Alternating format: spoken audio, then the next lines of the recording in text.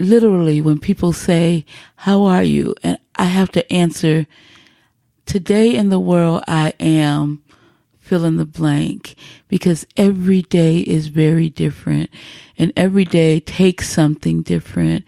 And sometimes my grief is just sort of a little bump, it's just sort of a little wave, and sometimes it's a tsunami. Welcome to the Zami Nobla National Organization of Black Lesbians on Aging podcast. We are your sound source for Black lesbian herstory. I'm your host, Angela Denise Davis. My name is Maressa Pendermon, and I move in the world as a womanist and a humanist. And I really love intimate groups. People think of me as a very social person, but I'm actually an amnivert. So I'm equally as introverted as I am extroverted. And that's who I am. And we love who you are because you are one who does such wonderful work here in Atlanta and really all across the country, because you do a lot of speaking and you are more than just clergy. Yes. Because you have a background that's quite varied. Tell me a little bit about your career history. Clergy is maybe my third or fourth career. I began as someone who worked in the criminal justice system. So I have worked for the Department of Human Services straight out of undergraduate school, and I've done some juvenile work around probation and parole. I've done some child abuse work, and then I went to law school thinking I might be the female Perry Mason, but discovered that criminal law wasn't my real love. Once I got to law school, I started to really favor public interest law. So I went to work for legal services in North Carolina first, and I did a lot of work around community economic development as a team of people working in that area. And I was the attorney on the team. And then I had this amazing opportunity. So I grew up in public housing in Boston. The public housing that I had grown up in, right after I had done a couple of years in legal services, was going through a demolition project where they were restructuring and tearing down some of the neglected buildings, and the tenants had been very active, including my mom, and they were positioning themselves to become part owners of the development, and I got to go home and be the attorney for that team. And then I transitioned out of legal work in a traditional sense altogether and started working for some of the organizations that I had supported in the public interest law arena as a organizational consultant around helping small organizations that do important work that I just want to support in the world.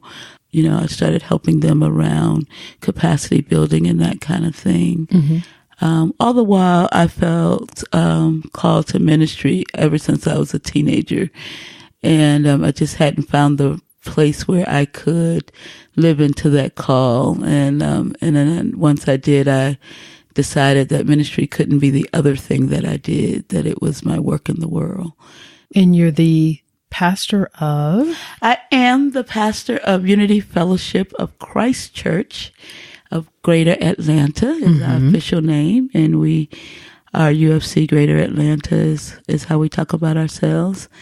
And I served as their assistant pastor for about 8 years before becoming pastor almost 4 years ago. You know, we're not at a place where I can be a full-time pastor.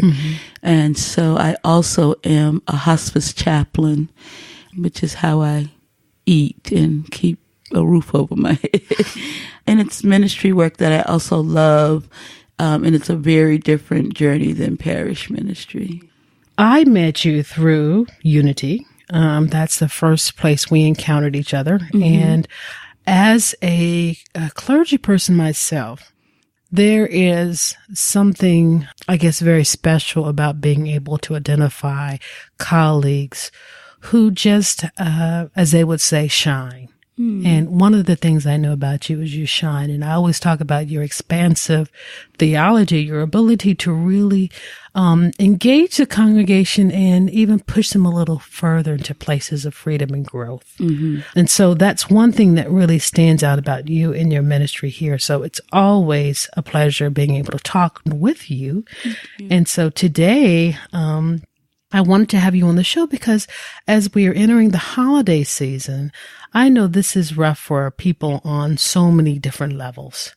And sometimes having individuals who work with issues of spirit and soul can help add some wise words to the conversation of comfort for people who are trying to find their way during a very busy holiday season where sometimes we're called to move out into social places. Sometimes there's grief, there's loss, there's a depression. There's just so many different reasons that people find the holidays to be unnerving. In addition, I wanted you on the show today because you spoke at the first existentialist congregation here in Atlanta a couple of months ago and just gave a really incredible talk about your experience of losing your son, Ian, and what that journey has been like for you. And in a very vulnerable and generous way, you shared your story with the congregation. I wanted us to start there and talk about what does it mean I want to use the title you had, Who Broke the Moon? Was that it? Somebody broke the moon. What does that mean? It was so absolutely powerful. Thank you. So Ian, my only biological child, I say that because I collect other children. And one of the things that he used to do was write me letters. And we made a commitment in this age of technology to write letters as opposed to texts and emails. And we did our fair share of texting, but we also had a ritual of writing letters. And he would always sign his letters, "Love, Ian," and then he would underline, "Your only underline son." Because he really always was needing to remind me that that he was my beloved, I guess. And indeed, Ian is that. Ian was born actually here in Georgia, in Albany, Georgia. I went to undergraduate school at Albany State, and I met his father in Albany. And he was born when I was a sophomore in college, and very broken and having a lot of emotional trauma. And I really believe that he was a gift in terms of saving my life. I had some trauma and was feeling often suicidal. And one of the things that I had developed as a coping mechanism was to overachieve. I would just do more and more and more. And so I was doing well in school, and, school had always been my thing, but I was an emotional mess. And here comes this little guy who looked just like my maternal grandmother, who I had lost a couple of years before. And I thought, And so I kind of grew up with him in an emotional way. I was 20 when he was born, probably 15 or 16 in my emotional development. But I loved him in the womb. I named him in the womb. He came out with his name as Ian. I talked to him as Ian while I was carrying him. I read to him. He went to school with me. And so we had always been, as my family would say, joined at the hip. He was just a special person. Very, very close to all of his relatives. Everyone would claim him as theirs, particularly so to my mother, who he took care of. And so when I left Boston, he was a teenager, and we originally moved to South Carolina, where my sister had moved back to. My maternal family is from South Carolina, and she had broken her back in 2 places, and she was raising her boys, and I had been practicing law and had some savings, and she just was needing help. And so I quit my job to go support my sister in South Carolina, and I moved us there. And I quickly realized that it was not the South Carolina of my youth. The memories didn't hold. It was oppressive and somewhere that I knew I couldn't live. So I stayed long enough to support my sister to be back on her feet. And I would make frequent journeys to the Atlanta area because I had friends here, and then ended up settling here. But Ian, as soon as school was over, he came to me and he said, "Mommy, I have to go back to Boston." Wow. And I said, "You're going to leave me?" I tried to guilt him, as mothers do. And he said, "Yeah, Mommy, because you're good. And I got to get back to my Nana. And this is just way too far from my Nana, who is my mother." And so he lived with her for some of the time, and then very close to her. And he shopped for her and washed her hair and took her to church on Sunday. And he adored her and she him. And so I had to release him to that. He felt like that was what he needed. So I had to have our relationship. We would connect a couple of times a year in person. And then we would talk on the phone and write letters. About 2 years ago, he developed a practice of just texting me every morning and every night. Because I became worried about him in the world. He had a car that was a little flashy, and I thought, I got worried about, people policing him. And he said, "I'll just check in, and you'll know I'm okay, and you'll be able to rest." And so this year, he was in his car. He had gotten rid of the flashy car that I didn't like and got a more traditional Toyota. But he had come to visit me in January. His birthday is January 17th. We would typically spend our birthdays together. And so he had said, "Mama, I can't come for my birthday, but I'm going to come the week after." And he came the week after his birthday, and he wanted to just have us time, and we hung out. He didn't want to go out to eat, which if you knew Ian, you would know was like, what? Because he loves food. But he didn't want to go out to eat. He wanted to have me cook for him. And so I did, and I cooked, and we stayed in, and we watched Netflix, and we missed his original flight because we were, just loving on each other so much. And so much so that he said, "Mommy, we got like 3 hours before my next flight. Can we go back to your house and I can eat the last bit of leftovers?" So he did that. And so that was on a Monday night. And I didn't speak to him Tuesday, and I spoke to him on Wednesday at about 6. And he was talking about how tired he was and how he had hit the ground running, and that he hadn't been to his Nana's yet, and that he was on his way to his Nana's. And that was about 6 o'clock. And then at 9:30, 9:45, he was dead in his car on a street that we don't know what connection he had to. But it was past my mother's house. He never got to my mother's house. And so all kinds of speculation where he was going, why he was going there. And still, we're in the 10th month. I have no answers about that. But it's been hard for me to describe to people the loss that I feel. What I'm discovering is that even people who have lost their children, that we all become a part of the sisterhood that we didn't ask to be in.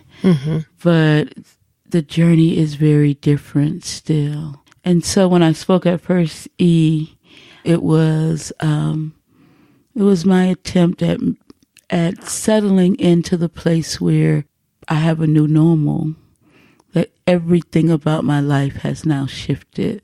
And that was the way Ian and I talked about those kinds of shifts as somebody broke the moon, because when he was a child, about 2.5 maybe, he saw his first half moon. And up until then, the moon was round.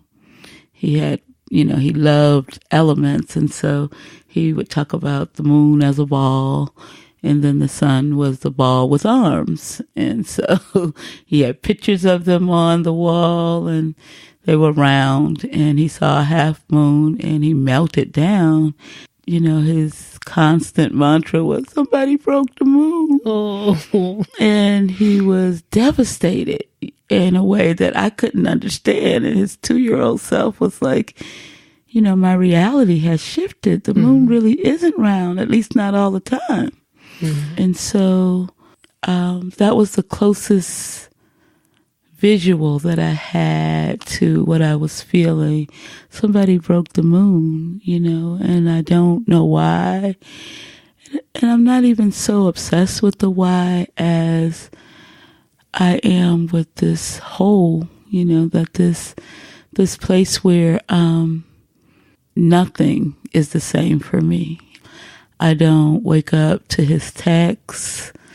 We don't share anything. I don't get letters. I don't get to tell him important things. He doesn't ask for my advice. I don't get to share.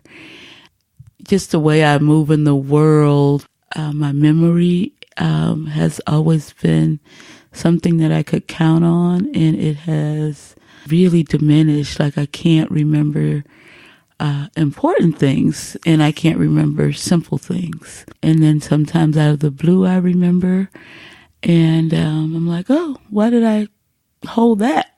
So all of these sort of secondary losses, I feel afraid in the world in a way that I have never felt afraid in the world. I've always been fearless, and I feel afraid in the world.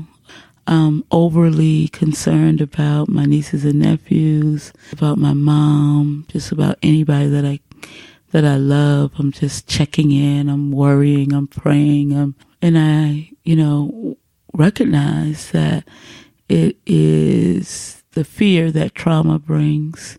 So it continues to be a traumatic place. Mm-hmm. I haven't been surprised, but I think people around me have been surprised in the last couple of months that it feels very fresh. And I know that it's because this is our time. The fall of the year was our time. We would ramp up everything. My birthday is on Halloween, and we would start there, and we'd go straight through March, where we have lots of family birthdays, and my family has a gathering for Thanksgiving called Thanksmas, where we celebrate Thanksgiving on Thursday, we shop on Friday, and we celebrate Christmas on Saturday, so that we can all be together. And then we go with our spouses or friends or whatever on the actual Christmas holiday. But we get Thanksgiving and Christmas in, and that was a big deal for him. And so these are all the firsts that are now happening, where he and I are not talking about those things. And yet I feel his presence really, really, really strongly. And so I know that our connection is beyond the physical, and it's a really deep spiritual connection. It always has been. But it is, the separation is really real in the physical. Like, I miss his physical presence in ways that I had not imagined, because I never had to miss him. Mm-hmm. So I was talking to a friend, and I was trying to help her make sense of what I was trying to explain. I happen to come from the Christian tradition, and I was talking about what it must have been like to mark time with before Christ and then after death, like in a historical way, that people think about was before Christ and this was after his death, because Christ was such a significant figure that time sort of stood still and got divided between him being on the planet and him not being on the planet. And that's how significant this loss is for me. Mm-hmm. That everything now in my life is before Ian died and now after Ian died. And my emotions and my feelings are, they run the gamut. One thing that surprises me is the place where sometimes when I'm in a dark place, I begrudge people having children. Mm-hmm. And I love children. Mm-hmm. And it's a place of shame for me sometimes. But sometimes I'll just look at somebody and say, why do they get to have their baby? Mm-hmm. Mm-hmm. And it's one of those theodicy questions, like, why did he leave? I don't know if it was a dream or a vision. But one of the things that I've been able to do in my grief therapy is to be reminded of my imagination. And so I was watching Black Panther, and the scene where the young man is buried in the sand and wakes up to his ancestors. And I imagined that that's what Ian's transition was like, that I buried him in the ground and he woke up to my grandmother and people that loved me and that had not met him and people who were greeting him. And I was imagining this and then all of a sudden I was talking to him like he was there and he was so alive. And I was imagining a conversation with him. And I was sobbing and I was saying, I miss you so much. I just want you to come back. Mm-hmm. And he said very clearly, I don't want to come back. Mm-hmm. I don't want to come back. And that rang in my ear, that, that deep desire for me to have things the way that they were was not also his desire in the spirit world, that he had, transitioned to a place that I don't know and that I can't know, but that it was well with him, Yeah. And I felt it and I heard him. I heard his voice so clearly. And that has been the thing that has given me so much peace.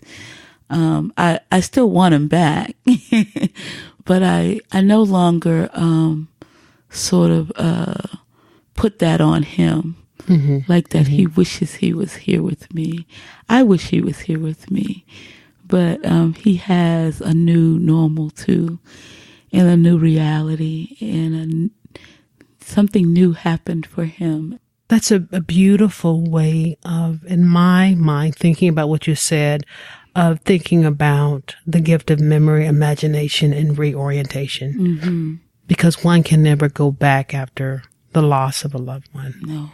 There's this new orientation going forward. Yes. And I wanted to ask you answered some of it by just that process, but how do you get through the day when you know that the moon has been broken and you can't go back to your old used to be?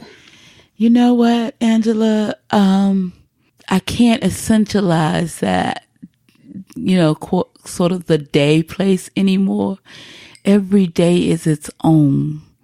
I can't talk about how I get through the day in that place of a proverbial place. It literally, when people say, how are you? And I have to answer, today in the world, I am fill in the blank, because every day is very different and every day takes something different. And sometimes my grief is just sort of a little bump. It's just sort of a little wave. And sometimes it's a tsunami. And sometimes I wake up and there is a smile because of a memory. And sometimes there's a tear. And sometimes I'm sobbing to the point of incapacitation. So now is the time that I remember that I have a toolbox that I've been building over the years, and I am using everything. I'm going to therapy. surrounding myself with community. I had already begun the process in my spiritual community of really normalizing grief. I'm doing more of that work intentionally. We are a small congregation, and I lost my son in January, and then a long-term member lost her mom in February. Then we had another loss of a mom in May. We've had a loss of a mom in July. We just had a loss of a mom last week. We had a loss of a mom last October. So it's just significant losses in this little bitty congregation where we get to grieve as worship. And so I'm using that. And I go to therapy every week because my therapist has been gracious enough to say, what do you need first? And then let's figure out how we can afford what you need. And I'm very grateful for that. And I know that that is a place of privilege. I'm using that. I'm using family members who can hold it, and inviting us to grieve as a family. I am using music. I was raised in a household where my grandmother woke up every day with a song, a gospel song, a hymn, something, and I love those songs, and I'm singing them, and I'm reimagining them, and they mean something different to me now, but they also hold that sacred place of her voice and her comfort. And I'm doing when I tell you I'm doing some of everything to get through it, and also just trying to settle in that place of wanting to honor E. Ian, he was funny, just a jokester. He was a gangster rapper, and the way he told his truth in the world was through rap. And he was adored in my family and outside of my family because he was a sweet man that had been raised by women. And one of the last conversations that we had, when he came to visit that weekend, he was laying in my lap and I was braiding his locks, and he had beautiful long locks, and I was braiding them, and we were talking, and he began to cry, and he said, "Mommy, sometimes I get so mad at you because my whole life you kept telling me how special I was, and I grew up to realize that most people don't think I'm special."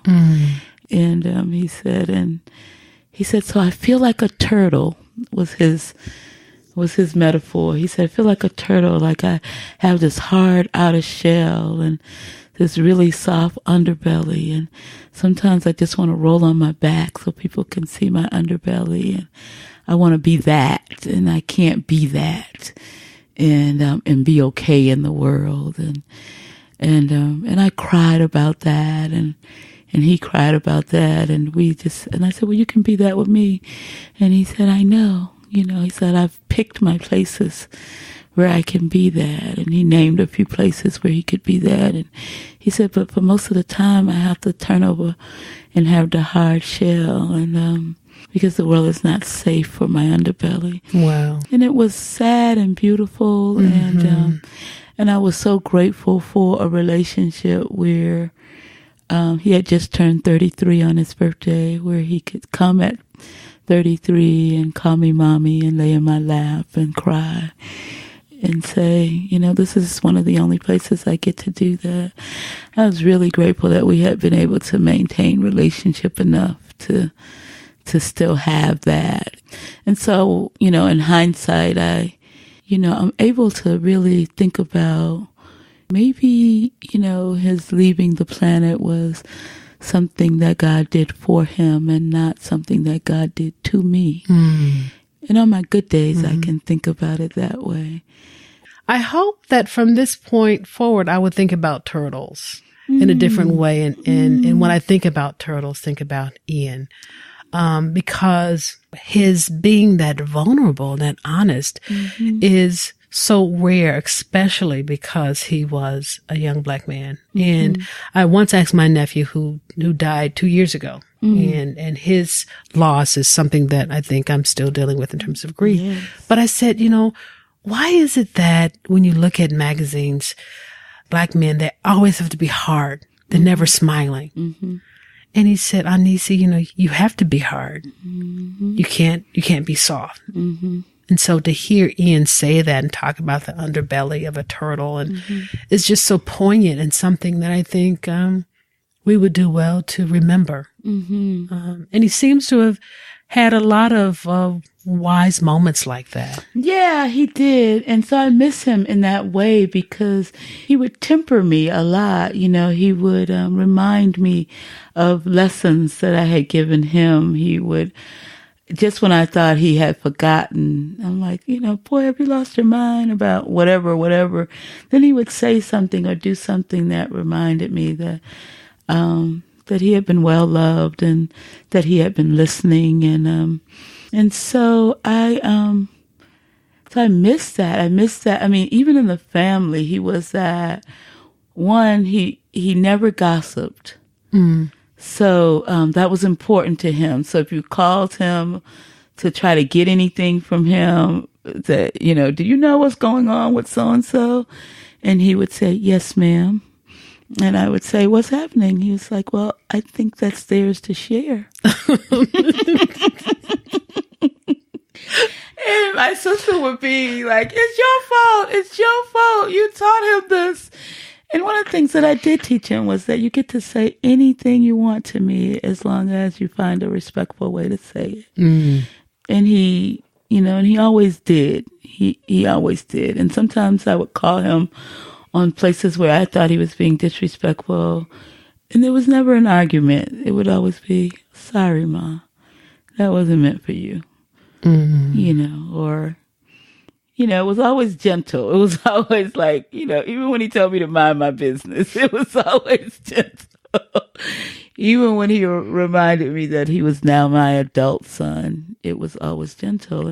In our culture, we don't do a good job of thinking and talking about death and dying. And in your day-to-day work, that's something that's commonplace. How has this great loss affected the work you do? It's been hard. It's affected me in the sense that my grief is very fresh, and I don't, it's greedy. I want to be present in the world, because what a horrible thing I feel like it would be for this beautiful soul to have come into my world and changed me so. And then when he left, that his legacy would be that I would just be a shell of myself, or not as alive in the world, or anything less than, fully living, would be a dishonoring of him, I think. And so I let my grief come the way that it comes. And so because I work particularly in hospice, there's always an impending death and people are always grieving. And sometimes it attaches to my own. And I have to be super aware of when it attaches in a way that the caretaking that I intend to give is not flowing easily. And sometimes that happens, so much so that I have really been thinking seriously about transitioning out of the hospice world, not out of chaplaincy itself, but just the hospice necessarily requires that the patient, if their disease takes its natural course, they will be dead within 6 months. So every hospice patient is literally dying. And that journeying with families and with individuals where that is constant feels like more than I can do in this new normal place. Feels like more than I can do well. But it's also taken me to a new place in my own growth and development. Like I've been studying deeply the difference between cure and healing.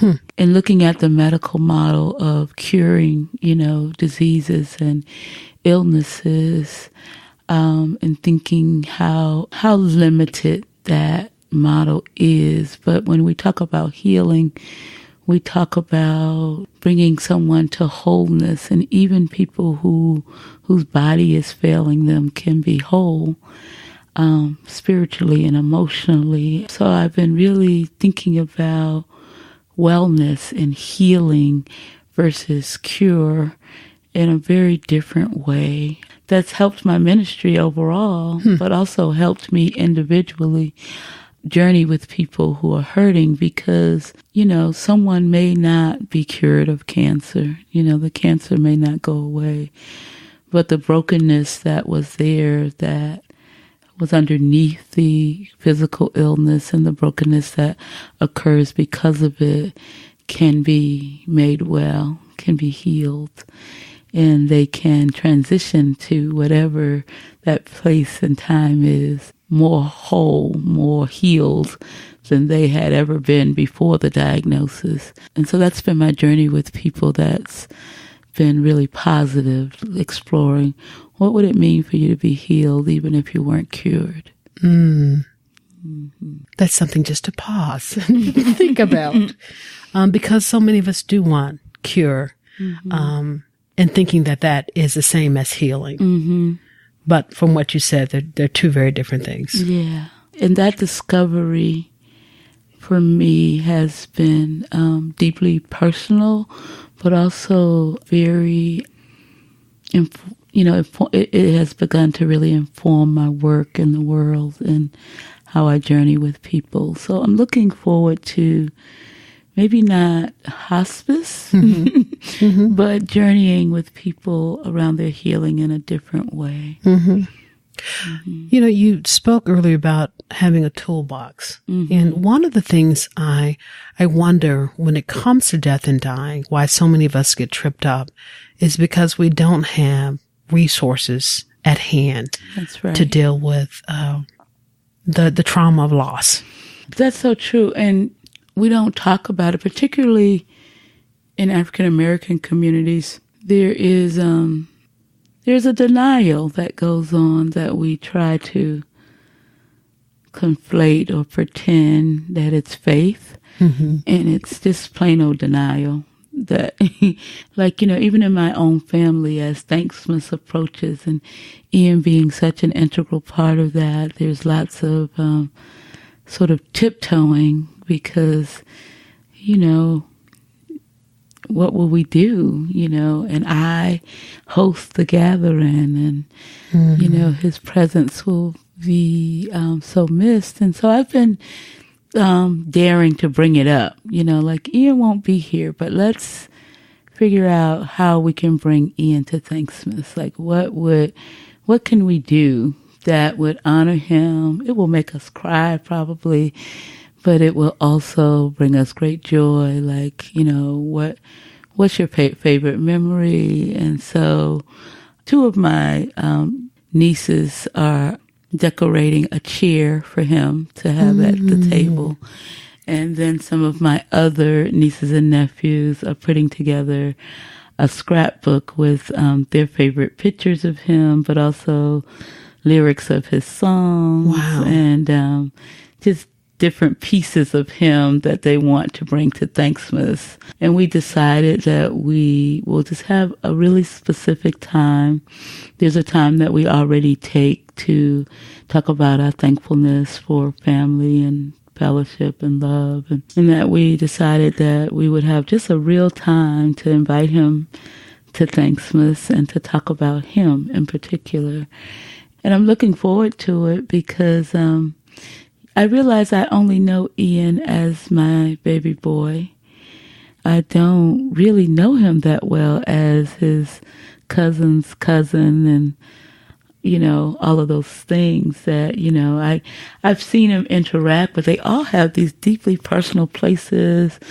I have a nephew who came out as a gay man his senior year in high school. And he shared with me after Ian's passing how Ian protected him from the guys in the family in really concrete ways, and called them on places where they were bullying him and harassing him, and in sort of a fun but not so fun way for him, and how Ian always ran interference. And that was a story that I had not known from his perspective. So I'm looking forward to hearing all the ways that he was alive in the world that I wasn't even aware about. And I want to encourage families to really think about, as opposed to the place where we just sort of, have to go on, and we do, to really think about the holiness of remembering and the practice of remembering as a healing practice, something that you can put in your toolbox, because I think that the memories flood us anyway, and because they're a part of us. And when we try to tuck them away or try to just be private with them, I think that it doesn't serve us as well, and it certainly doesn't serve whatever our community is as well, to remember in a significant way that, this person was here. They was here for however long we had them. It wasn't by accident. It was an intentional place of them being placed with you and in your family. And I think that that can be a really healing practice, that a lot of times we just, I hear people talking about, how will I get through it?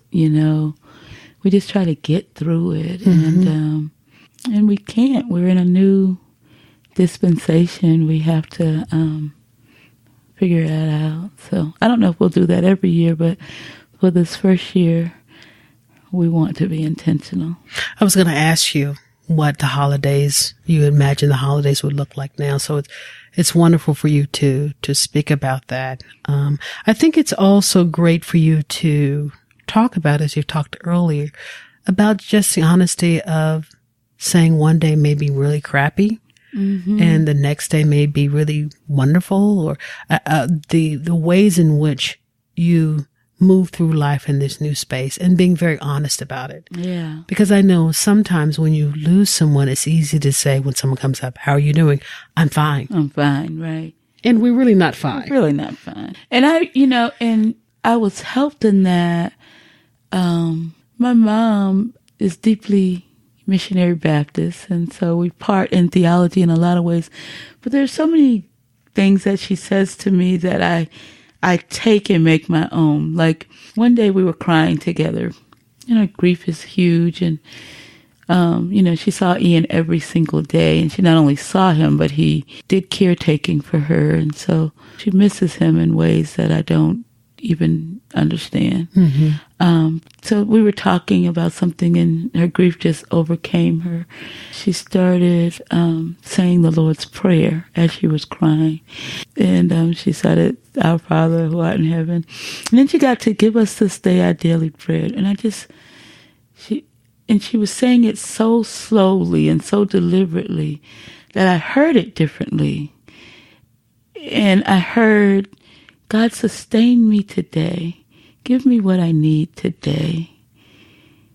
I don't know what my bread needs to be today, but whatever that sustenance is, whatever it takes for me to be fully alive in the world, give me that." And I trust you to know what that is when I don't know the specific thing to ask for. When I say my toolbox, it's like everything that I believe is in question, and I get to live into it, So I'm just saying, let me see if this really works. And so sometimes it fails me in the sense that it doesn't make me feel better. And other times, I'm like, it does make me feel better. And then sometimes nothing makes me feel better. It's just like, this sucks. Yeah. Like, I can't dress it up. I can't move from it. It just sucks. People particularly religious people, say the most insane things to me. Like, isn't it comforting to know that he's with God? No. He's not with me. Right. And therefore I am not comforted. Right. So, and I know that's well-meaning, and sometimes I hear it as beautiful, and sometimes I just be like, no, God didn't need him more than I did. I don't believe any of those things. Some people are really afraid of engaging someone who has lost a loved one. And even to the point that they might not even talk to the person because they're afraid of saying the wrong thing. Yeah. How did you best appreciate people coming to you after you lost your son? I really appreciated the honesty of, girl, I have no words.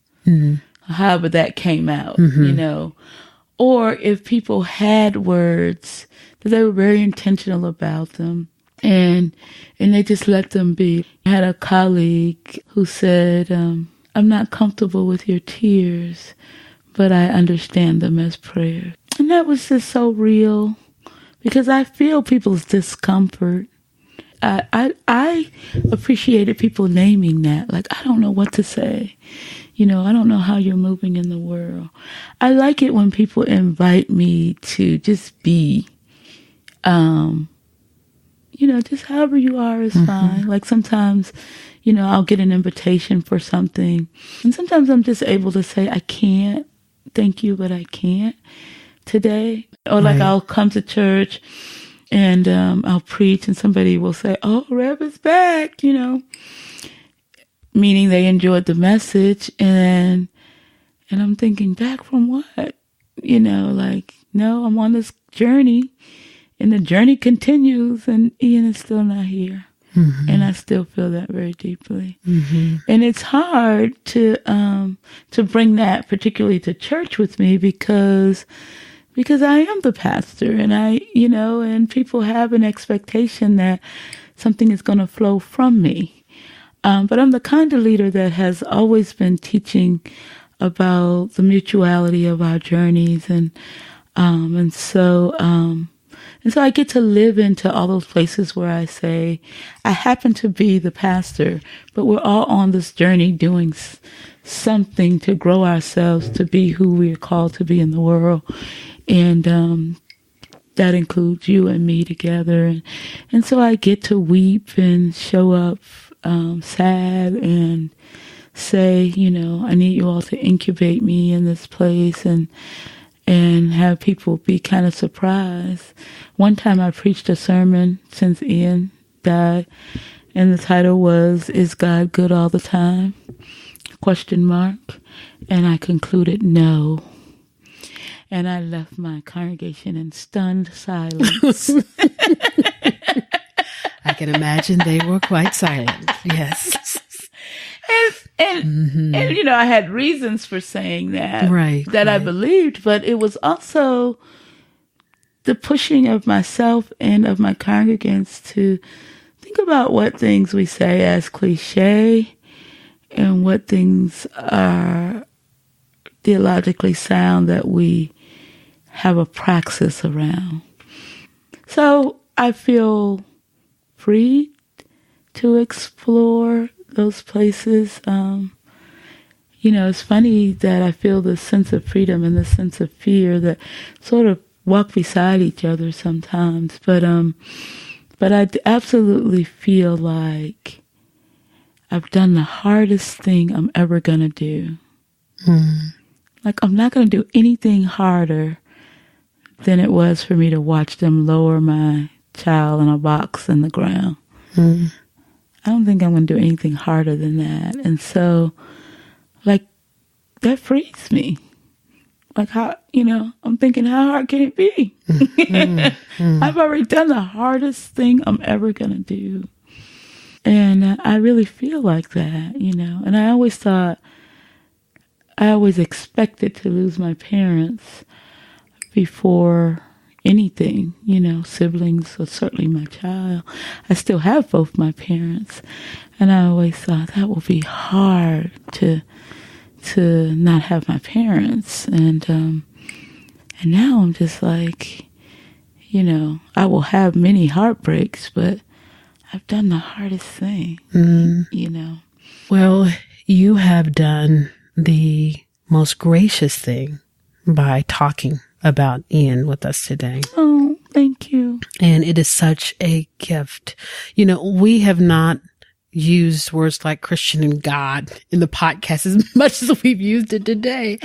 And one of the things that I know about you, is that, outside of the box we put people in their religious belief or whatever they choose to be their faith, is this place of abundant love and grace and hospitality. And that is shared by people of many faiths and people who don't ascribe to any faith, so to speak. That's right. And so as I'm hearing you talk, even though we've been using this language, it always flows from you every time I see you. This abundant love, this abundant hospitality, this vulnerability, and this generosity of person. There's some who may be listening to this as we are in the holiday season, and they may be experiencing grief that they can't manage, or people who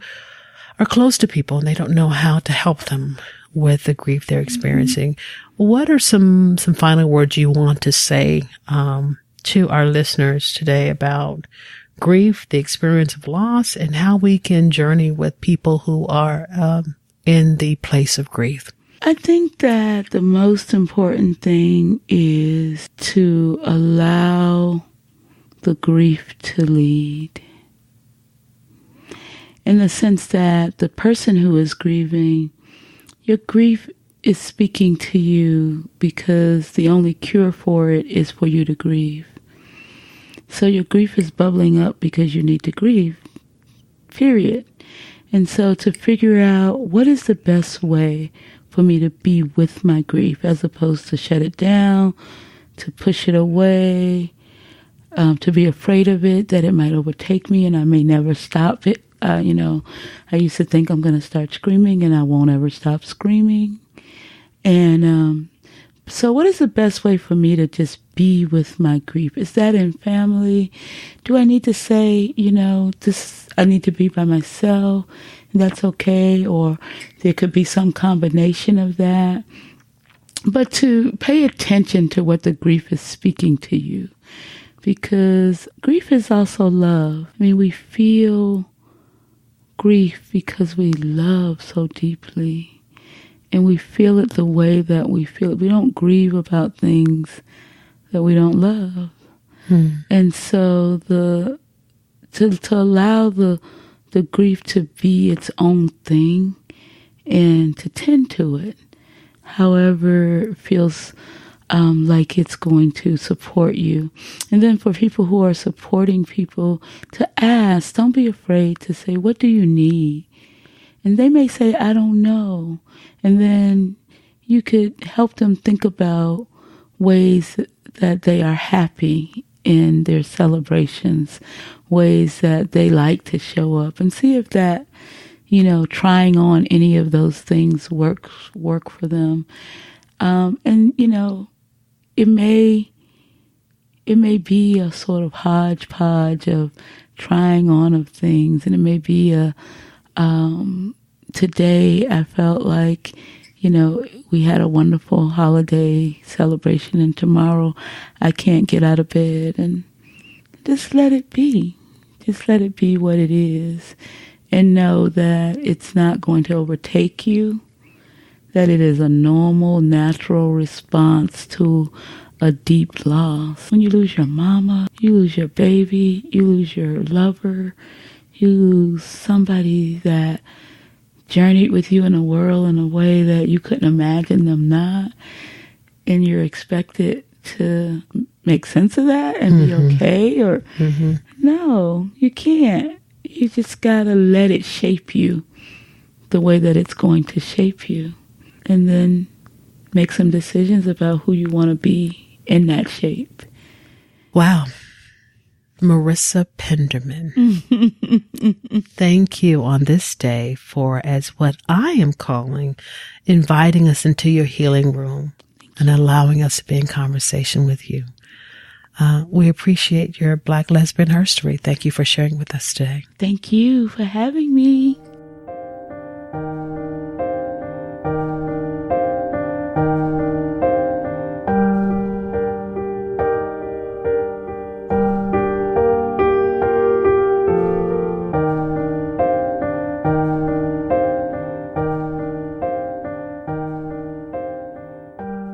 Frankly, it's very rare in our world today to find people who are as vulnerable and generous of spirit as Maressa Pendermon. I am so grateful for the time she gave us today and her willingness to share her story, even though it is still very fresh. Perhaps you have lost someone near and dear to you, and you are struggling with how to experience the world in a sky with a broken moon. I hope the wisdom that Maressa gave us will inspire your heart today. And if you're someone who is afraid of reaching out to someone struggling with grief, I hope her words helped you as well. It is such a pleasure for us to present these podcast episodes to you. And I hope you're sharing them with your friends and your family. If you love them and you want to hear more of them, let us know. Feel free to send your feedback and comments to me, Angela Denise Davis, at podcast@zaminobla.org. In the meantime, do us a favor and subscribe to the podcast on iTunes. And be sure to check out links to previous episodes, either there or on our website, zaminobla.org, or any other place where you listen and download podcast episodes. Again, I'm your host, Angela Denise Davis, and I want to thank you for being part of our listening audience. Until next time, have a sweet one.